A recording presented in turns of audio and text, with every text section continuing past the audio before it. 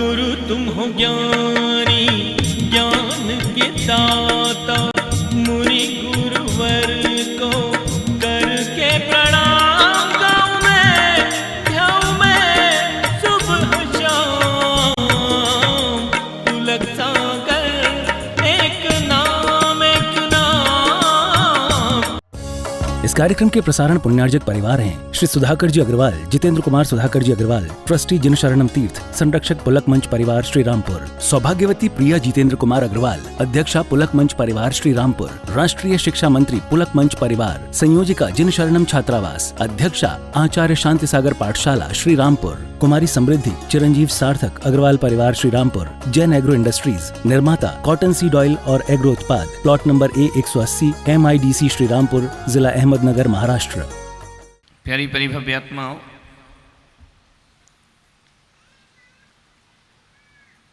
Life is slowly passing but you are not गंभीर। जीवन धीरे धीरे नष्ट हो रहा है, लेकिन आप जीवन के प्रति गंभीर नहीं है। बहुत लंबा जीवन नहीं मिला है आदमी को, ध्यान रखना, बहुत छोटा जीवन मिला है। और ज़्यादा लंबे जीवन की कामना भी मत करो, ज़्यादा लंबा जीवन किसी काम का भी नहीं हुआ करता है। मैं पुलक सागर कहता हूँ कि जीवन में लंबाई का नहीं, जीवन में गहराई का महत्व होता है। जीवन कितना लंबा जिया इसका कोई मूल्य नहीं है, और जीवन कितना गहरा जिया है इसका जीवन में बड़ा महत्व होता है। एक राजा था, सुबह सुबह शिकार खेलने गया। पहले के राजाओं के शौक होते थे, शिकार खेलने जाते थे। शिकार खेलना कोई बहादुरी नहीं है, शिकार खेलना बर्बरता है। भगवान महावीर ने उसे व्यसन कहा है, भगवान महावीर ने शिकार को पाप कहा है। शिकार एक महाविनाश है, एक अप्रयोजनीय हिंसा है, अनर्थ दंड है, व्यर्थ का पाप है। अपने मनोरंजन के लिए, अपनी झूठी बहादुरी के लिए किसी जानवर का वध कर देना, ये इंसानियत नहीं हुआ करती है। मेरे भाई ध्यान रखना, मैं तो आपसे इतना कहता हूं कि अपना पेट भरने के लिए दूसरों का पेट काटना, ये मानवता नहीं हुआ करती है, ये कोई इंसानियत नहीं हुआ करती है। और अपना जीवन संवारने के लिए किसी का जीवन उजाड़ देना, ये इंसानियत का धर्म नहीं हुआ करता है। ध्यान रखिए। आपसे निवेदन, एक जगह मैं आहार को गया, मेरा चातुर्मास चल रहा था। एक घर में मेरा पड़गहन हुआ, मैंने घर में प्रवेश किया और दरवाजे से लौटकर वापस आ गया। लोग घबरा गए, उन्होंने कहा कि महाराज आप गए और लौट करके क्यों आए, क्या बाधा आ गई, क्या दिक्कत आ गई आपके आहार में। मैंने कहा दिक्कत तो बहुत बड़ी आ गई। बोले क्यों। मैंने तुमने अपनी जो बैठक में, जो अपने हॉल में एक शेर का मुंह लगा रखा है, और जिस घर में हत्या हिंसा होती है वहाँ संत आहार नहीं किया करते हैं, वहाँ भोजन नहीं लिया करते हैं। जहाँ हत्याएं हो रही हो वहाँ संत कैसे आहार ले सकता है। जहाँ किसी के जीवन से खेला जाए वहाँ हम अपना आहार नहीं लेते हैं। ऐसी जगह हम अपने अन्न जल का त्याग कर दिया करते। उसने कहा महाराज इसमें कौन क्या हो गया, कौन सा पाप हो गया। मैंने कहा क्यों, ये शेर का मुंह क्यों लगा रखा है। उसने कहा महाराज मेरे दादा परदादा ने शिकार खेला था, ये शेर का मुंह हिंसा नहीं उनकी बहादुरी का प्रतीक हुआ करता है। ये जंगल में जाकर शिकार खेल कर आए थे, वहां से शेर को मारा था। मैंने कहा एक बात बता भाई, आपसे निवेदन कर रहा हूं। मैंने कहा एक बात बता, तेरे दादा बहादुर थे, बड़े बहुत बहादुर थे, इतने थे कि शेर से भी नहीं डरा करते थे। मैंने कहा एक बात बता, तेरे दादा ने शेर कितने फीट दूर से मारा था। बोले 50 फीट दूर से। अरे मैंने कहा ये बहादुरी नहीं, एक कायरता हुआ करती है। अरे शेर निहत्था था और तेरे बाबा बंदूक लिए थे। अरे मैंने कहा नादान, बहादुर तो तब होते जब शेर भी निहत्था होता और तेरे बाबा भी निहत्थे होते, तब पता चलता कि बहादुर शेर है या एक 50 फीट दूर से एक निहत्थे जानवर को मार देना ये बहादुरी का प्रतीक है। अरे तेरे बाबा के हाथ में भी बंदूक नहीं होना था, उस शेर से फिर मुकाबला करते, फिर पता पड़ता कि इस बहादुर शेर कहलाता है या तेरे। इनका ये बर्बरता है, ये कायरता है। एक मूक प्रति प्राणी को,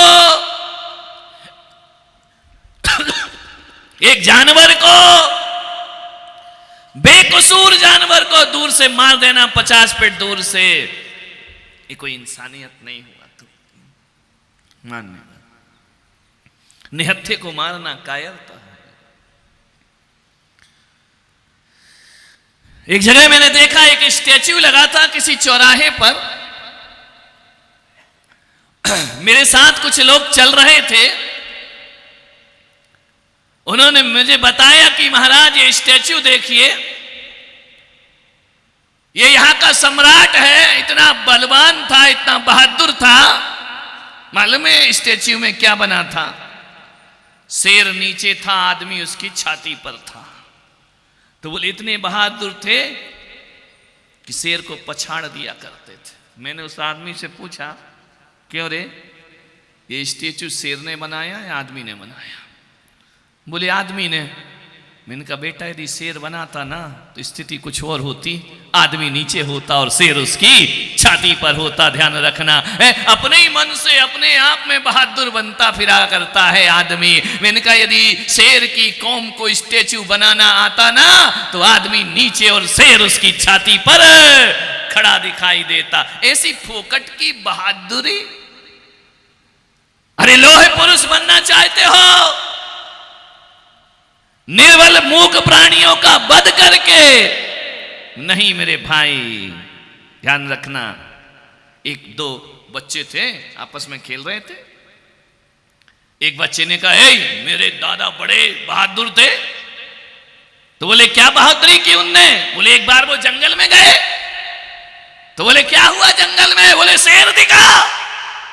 बोले शेर दिखा? बोले हाँ। बोले बाबा ने शेर को देखा और शेर ने बाबा को देखा। तो उसने कहा फिर क्या हुआ? बोले फिर क्या होता? शेर ने गुर्राया, इधर से बाबा गुर्राए। बोले फिर क्या हुआ? बोले शेर 4 कदम आगे बढ़ा, इधर से बाबा 4 कदम आगे बढ़े। उसने पूछा फिर क्या हुआ? बोले फिर क्या हो गया? एक खाई पड़ी, शेर ने इधर से छलांग लगाई, बाबा ने उधर से छलांग लगाई। बोले फिर क्या हुआ? बोले फिर क्या हुआ?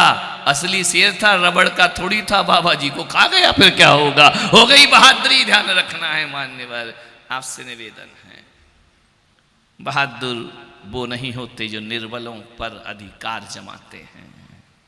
बहादुर वो नहीं होते हैं जो निर्बल मूक प्राणियों का वध किया करते हैं। बहादुर वो होते हैं जो निर्बलों को गले लगाने की कला जाना करते हैं। वो दुनिया में सबसे बहादुर हुआ करते हैं। ध्यान रखना, बहादुर कौन होता है? अभी देखा नहीं, अमेरिका बड़ा टैरिफ लगा रहा है, भारत को धमका रहा है। भारत ने जवाब दे दिया, अब ये पुराना भारत नहीं है, अब डट करके मुकाबला करेगा। आपका ध्यान रखना, मैं कहता हूं बहादुर ये लोग हुआ करते हैं, निर्बलों पे अधिकार जमाना बहादुरी नहीं हुआ करती। भारत नहीं डरने वाला है। आप टैरिफ लगाओ, यहां से भी तुम पर टैरिफ लगाया जाएगा। ध्यान रखना मान्यवर, एक बात याद रखना, सारी दुनिया का व्यापार यदि चलता है तो मेरे हिंदुस्तान से चलता है। ध्यान रखना है, अब कोई भारत को भारत से आंख उठा के बात नहीं कर सकता है, कितना भी शक्तिशाली क्यों ना कोई हो। दादागिरी बहुत हो गई। रक्षा मंत्री जी ने कहा ना, दादागिरी चलने वाली नहीं है। ध्यान रखना, भारत मजबूत है, भारत सारी दुनिया पे हुकूमत कर सकता। पूरे देश में, पूरे विश्व में सबसे ज्यादा युवा शक्ति यदि कहीं है तो हमारे हिंदुस्तान के पास हुआ करती है। जितना टेक्नोलॉजी का नॉलेज है वो भारत के पास होता है। अरे हमारी प्रतिभाओं को खरीद खरीद के दुनिया के बड़े व्यापारी बना करते हो। ध्यान रखिए, जिस दिन भारत का युवा विदेशों में जाना बंद कर देगा, उस दिन ध्यान रखना तुम्हारे व्यापार को ठप होने में ज्यादा देर हिंदुस्तान सबका जवाब देना जानता है। अब मेरा भारत वो भारत नहीं है। खैर, भारत की व्याख्या तो मैं 15 अगस्त को करूंगा, ध्यान रखना कि हमारा भारत कैसा भारत है। आज तो मैं आपसे दूसरी बात कर रहा हूं। विचार करना है, सोचना है, किसी निर्बल पे अत्याचार मत करो। बहादुरी वो नहीं होती है, बहादुरी वो होती है कि भगवान महावीर जहां पर जाकर बैठ जाते थे ना, तो वहां शेर और गाय एक घाट में पानी पीने लगते थे। ध्यान रखना, ये बहादुरी का काम होता है। सांप और नेवला अपनी दुश्मनी भूल जाते थे, ये बहादुरी का काम होता है। भगवान महावीर जम्बका नदी के किनारे तपस्रण कर रहे हैं, भगवान महावीर तप में है, भगवान महावीर कर्म निर्जरा में है, भगवान महावीर कठोर तपस्रण कर रहे हैं। क्या देखते हैं कि एक भागी भागी गाय दौड़ी दौड़ी आती है, और जैसे ही दौड़ी आती है उसके पीछे एक सिंह पड़ा हुआ है, सिंह उसे अपना शिकार बना रहा है। सिंह ने कहा, आज तू मेरा भोजन है। गाय हाँप रही है, भाग रही है, सांस फूल रही है, दौड़ी दौड़ी भाग रही है। महावीर तपस्चरण कर रहे हैं। जैसे ही महावीर पे दृष्टि पड़ती है, गाय ठहर जाया करती है, गाय की पूंछ एक झाड़ी में उलझ जाया करती है। और जैसे ही झाड़ी में गाय की पूंछ उलझ गई, गाय ने सोचा मेरी मृत्यु निश्चित है, अब ये शेर मुझे नहीं छोड़ेगा। जैसे ही सिंह पीछे आता है और भगवान महावीर पर दृष्टि पड़ती है शेर की, उसने पंजे से पकड़ी गाय की पूंछ, और जो झाड़ियों में उलझ गई थी उसे सुलझाने लगता है। ये बहादुरी का काम हुआ कर। महावीर को देखते ही हत्यारे क्रूर प्राणी शांत भाव को उपलब्ध हो जाया करते थे। मान्यवर, मैं बहादुरी इसे नहीं मानता किसी को मारना। हर एक बात याद रखना, किसी का हनन करना बहादुरी नहीं है, किसी का स्वभाव बदल लेना बहुत बड़ी बहादुरी हुआ करती है। महावीर ने सिंह का स्वभाव बदल दिया। ध्यान रखिए, बदलो अपने घरों में। लड़ाइयां हैं, विवाद हैं, झगड़े हैं, ध्यान रखना।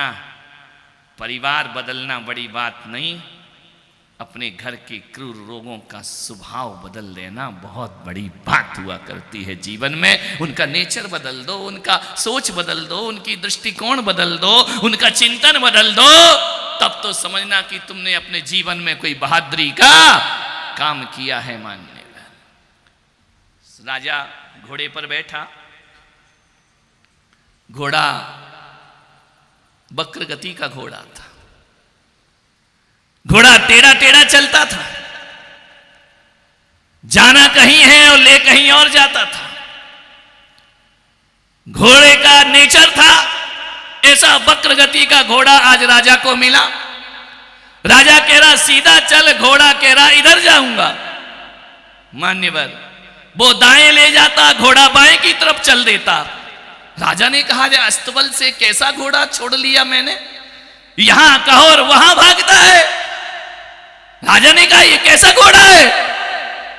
लेकिन अब जंगल में पहुंच गया घोड़ा, भटक गया जंगल में। सुबह से निकला, गर्मी, भीषण गर्मी के दिन, राजा पगडंडियों के रास्ते पहुंचा जंगल में। लेकिन घनघोर जंगल में पहुंच जाया करता है, घोड़ा तिरछा तिरछा चला करता है। मान्यवर, मैं आपसे कह रहा हूं, किसी राजा का घोड़ा टेढ़ा चले या ना चले, आदमी के मन का घोड़ा बड़ा टेढ़ा टेढ़ा चला करता है। ध्यान रखना, मंदिर बोलो तो बाजार की तरफ भागता है, बाजार बोलो तो दुकान की तरफ भागता है, दुकान की तरफ बोलो तो दोस्तों की तरफ भाग जाता है, दोस्तों की तरफ जाओ तो सिनेमा की तरफ भागता है। ये मन का घोड़ा भी हमारा बस में नहीं हुआ करता है। जहां बोलो ये मन का घोड़ा रुकता ही नहीं है, यहां बोलो वहां भागता है। सोचता है पढ़ लिख के बड़ा हो जाऊंगा, पैसा कमाऊंगा, शांति होगी। मन का घोड़ा फिर भागता है, पैसा कमाने से भी शांति नहीं मिला करती है। सोचता है कि यार शादी कर लूं तो शांति होगी। मन का घोड़ा फिर भागा, फिर भागा, फिर भागा, शादी कर ली। अब एक बात बताओ, शादीशुदा लोगों, शादी के बाद कितनी शांति होती है बताओ? 1 साल, 2 साल, ज्यादा से ज्यादा खींचो तो 3 साल। एक बात याद रखना, जब शादी नहीं हुई थी, 2 लड़के लड़की मिलते हैं, तो कहते मैं और तू। और एक बात ध्यान रखना, जैसे ही शादी हो जाती है तू मैं और मैं तू, और 2-3 साल बाद तू मैं, इसके अलावा और कुछ होता नहीं। मन का घोड़ा शादी में शांति खोजता है। रोज झगड़े हो रहे, आए दिन लड़ाइयां हो रही पति पत्नी के बीच में, फिर भी कह रहे हैं कि हम साथ साथ हैं। ध्यान रखना, मान्यवर विचार करिए, सोचना है। मन का घोड़ा सोचता है कि बच्चों में सुख मिलेगा, बच्चे हो गए कोई सुख नहीं। ध्यान रखना है, मन का घोड़ा भटकाते जाता है। मन का घोड़ा ऐसा घोड़ा है, भोजन करने को बैठो तो मन का घोड़ा कहता है यार ये बहुत दिन हो गए रोटी खाते परेशान हो गए, इस रोटी में थोड़ा सा घी लग जाता तो और मजा आ जाता। जैसे घी लगता है तो मन का घोड़ा फिर भागता है टेढ़ा। वो कहता है यार रोटी घी लगी बहुत खाली, पराठे होते तो और मजा आ जाता। ये मन का घोड़ा भाग रहा है, पराठे आ गए तो अब कहता है यार 7 परत के पराठे होते, उसमें अजवाइन डली होती। पारस जी मुंह में पानी आ रहा है क्या?